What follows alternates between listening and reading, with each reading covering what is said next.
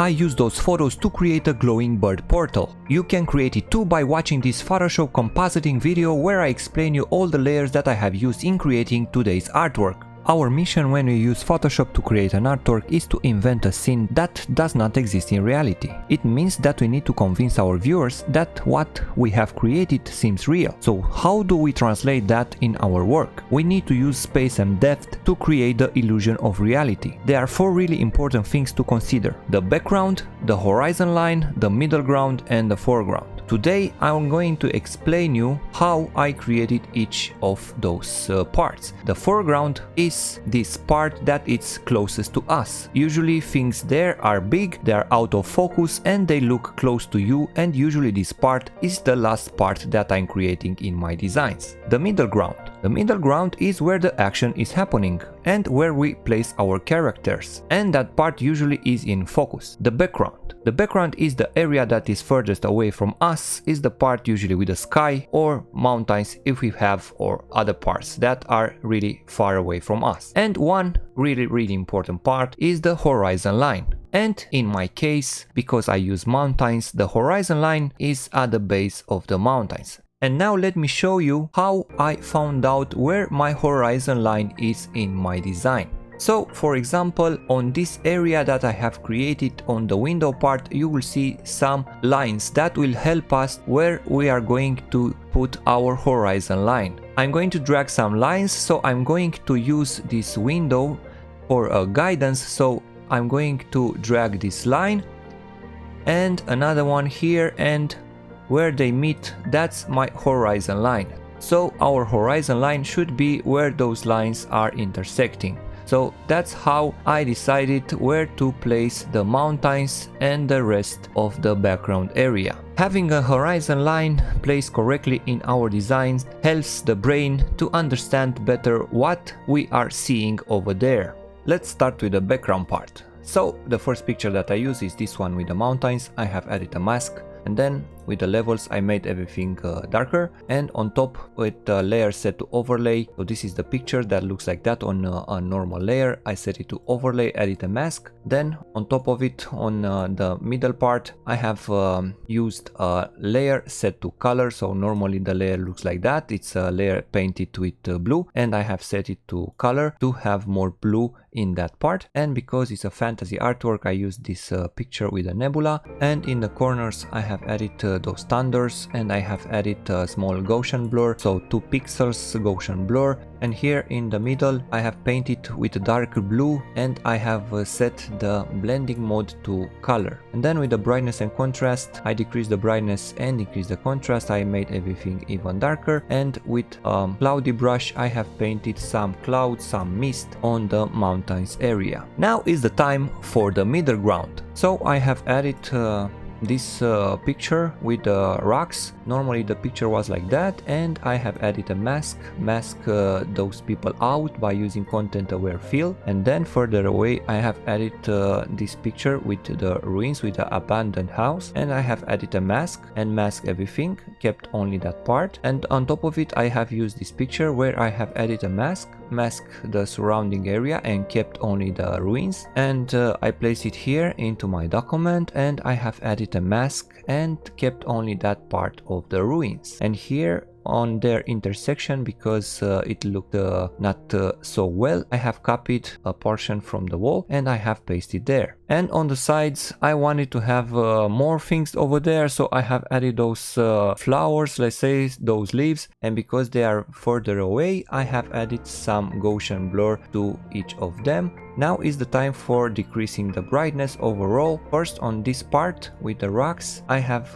decreased the exposure and made them darker, and I did the same thing with the ruins. So now they look like they blend better together. And between them I have added some fog, some mist on a layer set to screen to separate them one from another. Then on the ruins part I have added a layer set to soft light where I have painted with a black color, and I have made everything even darker. And I did the same thing on the rocks layer. If you follow me so far, please don't forget to subscribe to this channel if you found any value in this video. Then to equalize the colors I have used a method which is really easy. You paint with a dark color in my case is a really dark gray blue, and then I have set the blending mode to color, and now everything looks like they blend better together. And then this part with the highlights I have added a bit later on when I had the rest of the elements that provided these bluish highlights to my elements that I have in the middle ground. And also the same for the highlights, they were added a bit later when I had the rest of the light sources. You can follow a lot of tutorials on my channel. I use the same method all the time with a layer set to linear dodge and a blend if that it's applied on that layer. If you look here on this part where it says blend if, and I use the underlying layer. So normally if the layer doesn't have that blend if and you use a color, you will end up with this result. So in order to disperse the colors, we need to hold Alt and drag this slider all the way to the right where you think it's enough. So that's the blend if, and here on the sides is the same layer, the linear dodge layer, and this time I didn't use the blend if, it's just a color, and I have painted on the sides of the elements that I have there. Now let me explain you how I created the eagle part. So for the eagle part I have used this picture, and because the original photo was cut, I had to recreate the parts of the wings also. So I just copied some parts and pasted over there, and the same happened here on this part. I have copied a lot of parts and pasted them, and I tried to recreate this bottom part, and then I have added a mask. I placed the eagle here and I have added a mask, and it looks like the claws are into the leaves part. Here on the eagle I played a lot with the eagle. I couldn't decide myself which color to use, and you'll see a lot of layers here that helped me to achieve a certain result. But now when I'm creating this video, I think you shouldn't use that many layers. You can do those steps more easily, but it's just up to you which colors you want to use. So first of all, I have used this selective color and I have neutralized a bit of colors. I made them a bit bluish, and then with a layer, as I said, set to soft light, I used a black color and I have painted on some parts to create some more shadows. And then I have added some shadows here on the bottom area by using a brightness and contrast, and I have decreased the brightness, increased the contrast on that area. And then with the levels I have decreased the brightness on the eagle, and then I've needed more shadows here on this bottom part, and with an exposure I have added more shadows here on this part. And here on the top, this part will be the shadow that our archer will cast on the eagle, but it had to be included in the eagle layer. Basically it's a levels, and I have decreased a lot the whites. And then with an exposure I have increased the exposure here on the top part because we have the lights that come from behind it. Then with a hue and saturation increase the lightness, and then with an exposure I have added some highlights. You create an exposure adjustment layer and you decrease the exposure a lot, something like that. And then on the mask part, press Ctrl and I to invert it, and where you want those highlights to be with the white color and the flow around 10%, you paint on the sides and you will have a bit of brightness over there, some highlights. So I use this method to add a bit of highlights here on the wings part because they weren't that visible. So that's how you use exposure for the highlights. And I did the same thing with the layer set to linear dodge. More highlights I have painted on the wings of the eagle. So I took my time and painted on those areas with a yellow color, and then with a white color I have painted more highlights using the same linear dodge method that I have used in all my tutorials. As I said, please follow my previous tutorial where I explain step by step all those methods. And then I decided to go with the blue color on the wings, so with the same linear dodge and the same, as I told you a few minutes ago, the blend if is applied because otherwise it would look like that. Now the colors that I have used here are more visible, so you can see which color I have used. So use those colors and then hold Alt and here drag the slider almost to 200, and then I have added more. This time I have used the solid color and I have used this blue color, and the same, the layer has the blend if applied, otherwise it would look like that. And on top this time with a layer set to overlay, not the linear dodge. This adds more brightness, more saturated colors if you use the overlay. And then I decided that I need more color, so the same overlay I painted with a blue color. And here on this part I have added this type of highlights, which actually it's a lens flare. So let me explain you this part. So this is a picture with a lens flare. You can find them all around the stock images websites. I have this one from Envato, and I have set the blending mode to screen and made this one smaller. So press Ctrl T to make it smaller after you set it to screen, and then place it on the parts that you want to have the highlights on, let's say here, and then with the warp tool you warp it around the parts that you want to use it on. So press Ctrl T, use right click and then warp, and then take your time and move it around and place it on the parts that you want to have those highlights on, something like that. Then press enter and add a mask, and with the black color, and the size should be a bit bigger, you should paint and hide the areas that you don't want. And now you see we have a really interesting type of highlights over there, and you can use it or not, it's just up to you. I love the result. Of course you can decrease the opacity if you think it's too strong. And then I have used this type of glow here on the wings because I wanted more glow. So basically you use a solid color, you set it to that color that you want. In our case a bit bluish, something like that. Let's set the blending mode to linear dodge, and you see we have a really intense glow. Now let's invert the mask by pressing Ctrl and I, and now slowly take your time because you have a lot of wings there. Take the brush tool with the white color and slowly paint on those parts that you want to apply the glow on, and your wings will have that glow applied on those parts that you want to brighten up. And the last one, the same thing, I have added more brightness. This time I have used the white color, so the glow looks more interesting like that. After I have finished with the eagle part, I wanted to have a rider on top of the eagle, so I decided to go with an archer. So that's the picture that I have used with the archer. I have added a mask, and then I have dragged it here and added a mask and masked the legs area, so she looks like she's behind our eagle. And then because I didn't really like her cape, I wanted to have more material over there, so I have used this fabric. And because the original fabric looked like that, I wanted to make it darker, so I have used a levels adjustment layer, and now it looks like a part of her clothing. And then with the layer set to soft light, I have painted with a black color and added more shadows on the parts that should have some shadows on here behind her, and another one on the original cape by using the same method with the soft light and paint it with black. It was too much red on the top part, so with a hue and saturation I have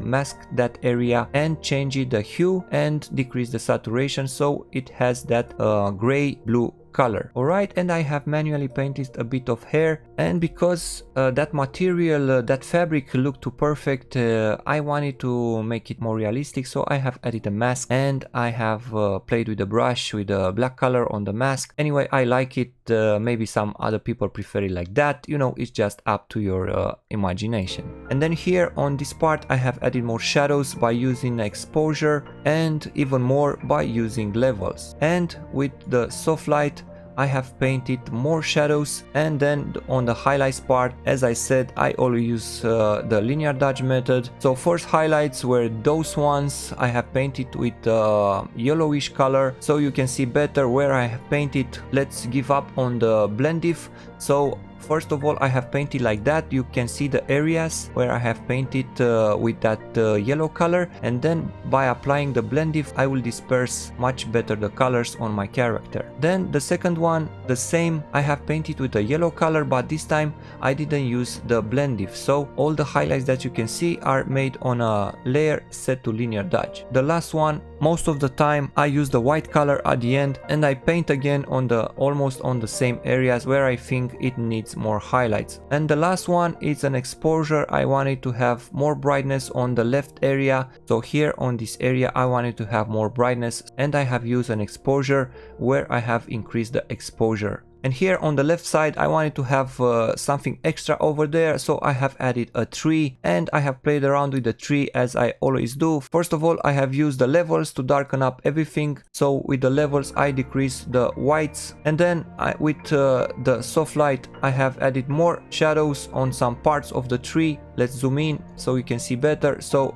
here on the branches I have added more shadows by painting with black on a layer set to soft light, and with the selective color, the layer is set to color, I have modified a bit the colors, and then I have painted the highlights with the same method, the linear dodge method, and the blend diff applied. And the last one was another layer set to linear dodge, and I didn't apply the blend diff, but I painted on the sides with an orangey color, and at the end I added some Gaussian blur to the tree to make it a bit blurry because it's far away in the distance. So we have finished with the middle ground, and now let's focus on the foreground, which is the area closest to our eyes. So I have used this part of this picture, so I had to select this part, then I have added a mask everything. So first of all I have used a selective color and modified a bit the colors because we will have a portal here and we need to have some bluish tones to that area. And then I have darkened up by using a soft light. I have darkened up this side of the rocks because this is behind everything, and I kept this part as the way it was, and then with an exposure I have darkened up everything, so now it looks really dark, but I will brighten up with the portal in a few moments. Then I have added this little sparrow here, which is the main character of my design. I selected her from this picture and then added here, and I follow the same steps. With the levels I darken her a lot, and then with an exposure I wanted to have this part lighten up because we will have the portal here in this area and we will have some light that will be casting on her. And then with the curves adjustment layer I did the same thing. I open up more this area, and with this soft light I darken up the back area, and with the selective color, this time the layer is set to color, I have changed a bit the colors because they were too warm, and I have decreased a bit the magenta and yellow and increased the cyan.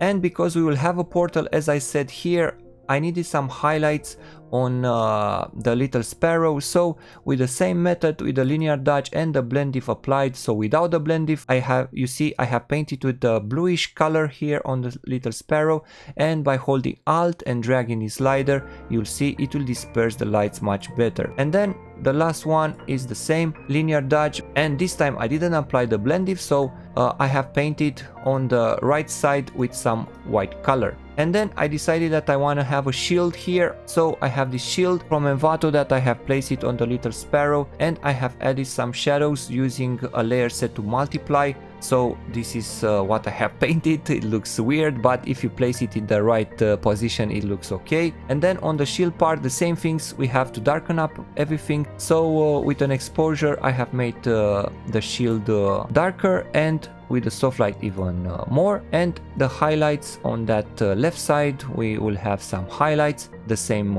method with the linear dodge. And I have added some small grass here because otherwise I didn't really like it like that. Now it fits much better, and of course I have darkened up the grass using an exposure. As I said a few times already, we will have a portal in this area. We will need some highlights, so with the same linear dodge and the same blend diff, without the blend diff, you see I have painted with the blue color, and if you drag by holding Alt the slider you'll see the color will be dispersed much better. And the same I have painted with another one on top to have these bluish tones of that area. So for this type of magic you need first to create a group. So create a group and set it to screen. This is really important. And then the first layer from this group, it's a layer filled with black, and that's it. You leave it like that. And then on top of everything I created a gradient map with those colors. 5 colors, let's say. First one is black, last one is white, and then at 25% it's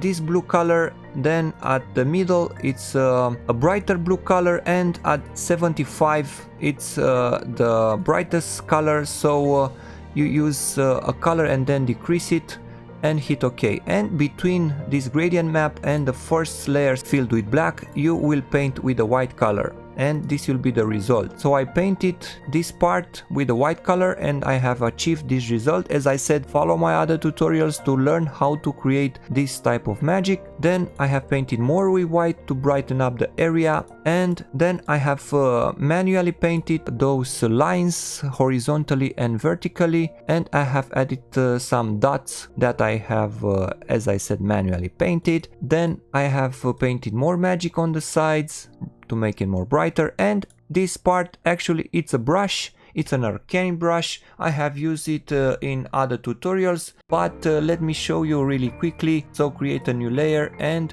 take the brush tool. So I have those Arcane circles, I'll give you the link to download them from the DeviantArt website, and it's this one, this brush. And as I said, with the white color you will paint. So this is the result, and then press Ctrl T. So hold Ctrl and drag the corners to add a perspective, the one that you want, and you will use if you need a perspective. If not, you can leave it like that. And then, because I wanted to have more colors, I have added a hue and saturation. And so actually it was like that after you add the hue and saturation, and then I have inverted the mask with a soft brush. I have painted with the white color to have that color only on the parts where I paint with the white color. Of course the flow was 10% or something like that, and I have carefully painted on some areas with the white color. And then on top of everything, with the layer set to color, I have painted with this cyan, greenish cyan color to have even more colors over there. And here on the bow area I have added a lens flare. And the foreground cannot be complete without some flowers or some grass in the front, so I have added some grass. And the same from Neostock. You can find a link in the description of this video to download all those assets from Neostock. They are really important for us for using them in our photo manipulations. And then I have added some Gaussian blur to them, and because this area should be darker, I have added an exposure and made them darker. And with the same layers, the ones that I keep talking about, the linear dodge, I have added some highlights. And one thing that I really love to do is creating a camera raw filter. So for that, press Ctrl+Alt+Shift+I to create a screenshot from everything that you have on the screen, and then right click, convert it to a smart object, go to filter and choose camera raw filter. Those are the settings that I have used. You can copy if you prefer, or you can use your own. Then on the detail I have increased everything, and on the effects I really love to add grain all the time, so I increased the grain around 9%. And on the calibration I have played a bit with those settings, decrease the hue on green and on the blue, and then press OK. And then I have added another filter, which is tilt shift blur. So go to filter, choose blur gallery, and here choose tilt shift blur. And here on the tilt shift blur I have dragged those lines, so you can play around. If you look on the screen, you see that everything that is on top of this dashed line is blurred, and what's in the center is not blurred. So I drag this all the way to the top, and this one here on the bottom. So this part it's blurred and the one in the center is not, and then press OK. And one thing that I do almost all the time, I love to have a lot of grain on my images. I added a high pass filter. So press again Ctrl+Alt+Shift+I for the screenshot, and then go to filter, choose other, and here high pass. And for the sizes of my document I use a 0.4 pixels, and then press OK. You may think that nothing happens on the screen, but if you choose instead of normal linear light, you'll see that now we have a lot of grain on our image. So if we look at this shield before and after, you'll see that we have a lot of grain now, and that helps us to blend all the elements much better together in our design, because all of them have the same grain. If you want to learn more about this magic glow, you should watch also those videos, because there I explain in more details how to achieve this magic result. I'm Mr. 23, see you in the next video.